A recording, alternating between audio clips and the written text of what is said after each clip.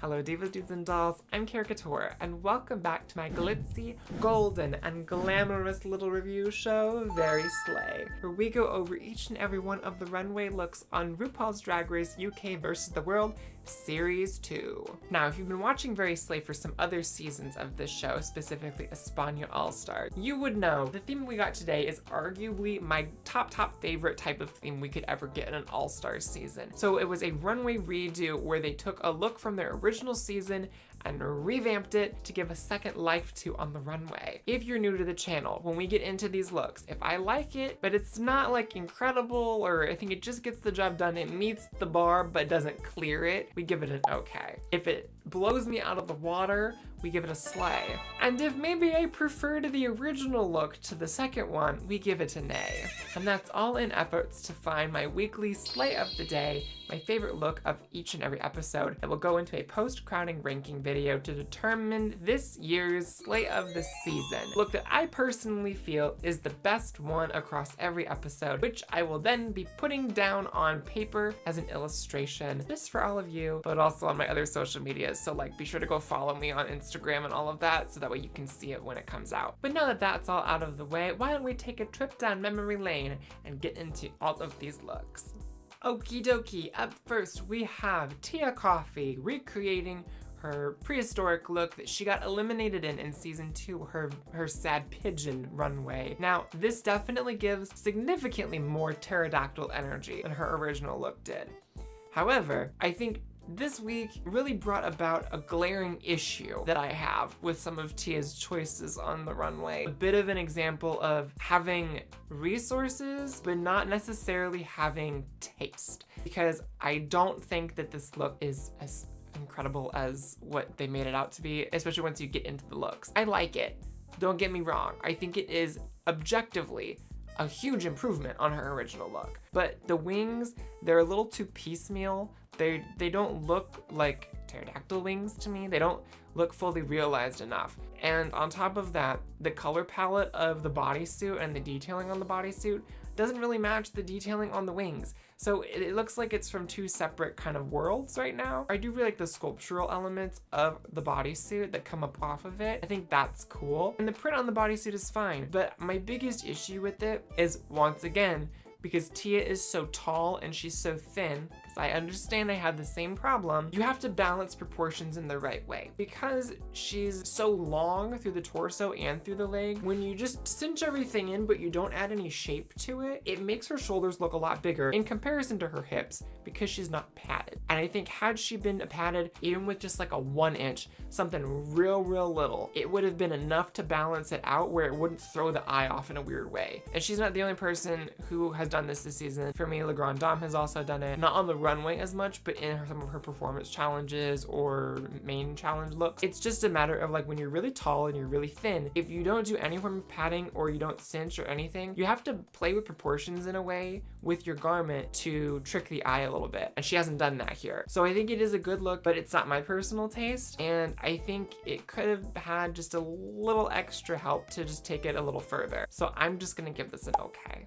Up next is Scarlet Envy recreating her monster I'd Like to Frock Eleganza from season 11's Ball Challenge.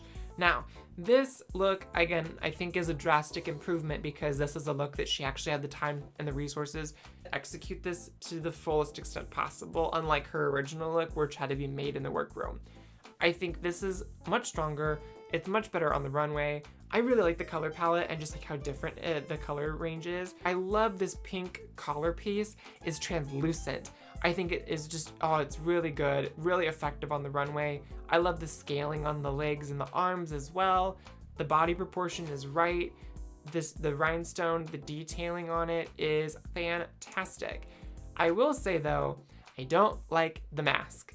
I think she could have done something a little bit differently with that treatment, just to take it a little further. I think had it been maybe even a full prosthetic, it would have been more successful for me. It's the lips that really throw me off. I think had she done something that wasn't red, I think had she done it in a pink, I think that would have been a little bit better. But I still think this is a great look. I'm still gonna give it a slay. Up next we have Hanah Condo, who's giving us this fabulous lesbian biker moment. I love this look so much. I would wear this in a heartbeat. I love leather and drag so much. My two favorite things about this look Number one, I love the idea of this leather coat that's like a biker jacket, but as a trench. And the detailing on the back with the rainbow wings, it really helps sell that idea. The grommeting, the detailing, the chain work on all of it too is really, really cool. My other favorite thing about this is the hair, specifically the rainbow accent bang. I just think that the style is so right for the 80s. It does have this kind of Joan Jett vibe to it that I really enjoy, but I think that the little pop of color, just to break up all the black that's going on throughout this look, is really smart, and it pulls together with the design on the back of the coat. I think this is a really successful look. I honestly think it's my favorite thing we've gotten from her since her entrance look at this point, so I'm giving this a slay. Up next, we have Gothy Kendall recreating one of her two looks, the other look that wasn't referenced in her entrance, her Queen Elizabeth look from her first episode of season 1. Now, I think this is, again, significantly better. This feels more like what she should have brought the first time around. I love this hair on her. It's really cute, really great style and proportion for her face. I love that the handbag matches the gloves. I love this dress on its own. I think overall, she really nails the vibe of the young Queen Elizabeth that she was going for. A great glow up from her original season. At the same time, it's just a dress. Again, it's a tribute look. It's not gonna be anything over the top. It does have a little bit of an exaggerated skirt silhouette that I do appreciate. And I think this is a lovely color on her, but it doesn't have that wow factor to me. I enjoyed seeing her evolution from her original season until now, and seeing her like actually having a go at the challenges of Drag Race, since she didn't get to do any of them really. For me, this is just fine, so I'm gonna give it an okay. I do have to say though, this gown moves beautifully and it looks incredibly well made. Up next, we have Marina Summers, and honestly, hand this woman the crown this instant. I know we still have a few episodes to go. I know we've still got 3 weeks left of this competition. I would say if people were going to put down money on what our slay of the season was going to be, this just might be a very clear contender. Oh, this is delicious. This is so good. Now, this is a redo of her terno look from her first episode, the first ever runway of Drag Race Philippines, which I thought already was a fantastic look and hard to beat. But this is just like her with money and resources. This is phenomenal. Like, the proportions on this are fantastic. Now, like, the cut of this dress is so good. I know she is inspired by the national fish of the Philippines, the milkfish. There's just something about all of the ruffles, the sheer pleated ruffles on the headpiece, on the sleeves, on the skirt. Everything about this is like top of the line, god tier, just money, money, money, money, money. This look had to be so expensive. It hits the light in the right way. Like, and this is a problem when you're a very small in stature individual, especially as a drag performer, it's very easy to get swallowed up by all of the exaggerated proportions. But this is so well balanced that she doesn't. This is like, the engineering on these sleeves is phenomenal to me.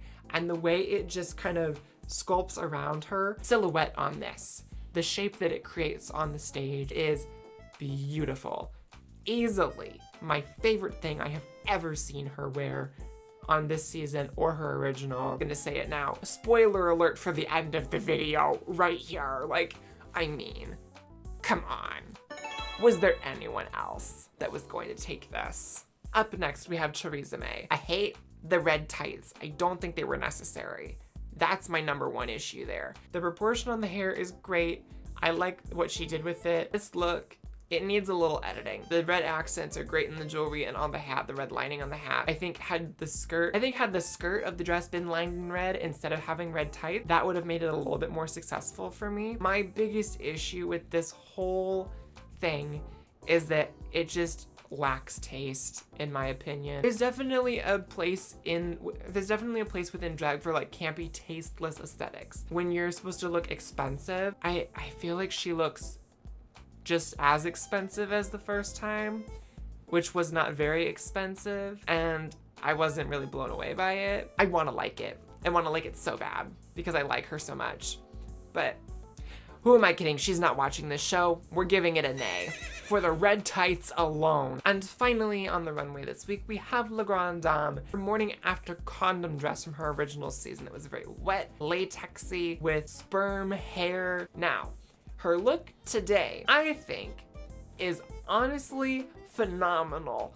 Just in terms of the design of this. The fact that this look is entirely made out of condoms and it looks this good. I have no idea how they made this. I'm sure they made a base and then they just put the condoms on top of it. The little bows, that's cute. And I love that she's wearing a Louboutin red bottom and then the little accent with the lip. It's really cute. It's really well done. I think this is just a really fun look and I enjoy it a lot, and I think it really embodies the stupidity and the kind of crassness of Leonie Dam's drag, but marries it really well with this like Tom Brown high fashion direction. I'm gonna give it a slay.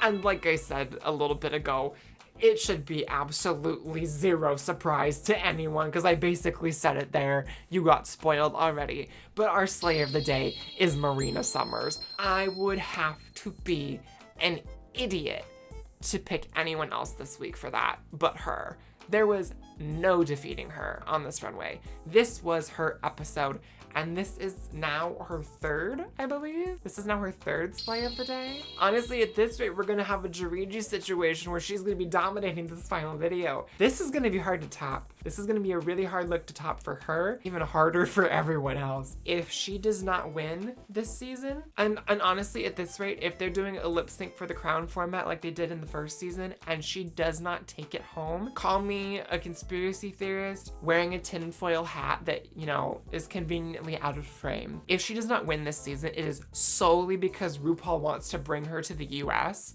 for one of our all-star seasons here, because I could very easily see her doing that like she did with Jimbo. This season being crafted in a way that really caters to Marina, so she just destroys everybody here too. And I would love to see it, and I really hope that's the case if she doesn't win. I would love for her to win, but honestly, even if she does win, bring her for All-Stars over here, because I love having her on my TV. I love seeing what she's gonna bring to the runway every week. She's just that good. Marina just has something a little bit different that has more of like a mass global appeal. This is a girl you could take anywhere in the world and she would be successful. There's not a lot of drag artists who can do that. Can Marina be the new Jujubee? Can Marina just go compete on everything ever? If you've enjoyed my review and my soapbox about how much I love Marina Summers, then be sure to like, comment, subscribe, maybe ring that little notification bell so you can be among the first to be here when I gush about her next week, I'm sure. If you see me out at PAX East, be sure to say hi. I'll be walking around, I'll be tall, I'll be glamorous, I'll probably be cosplaying Tifa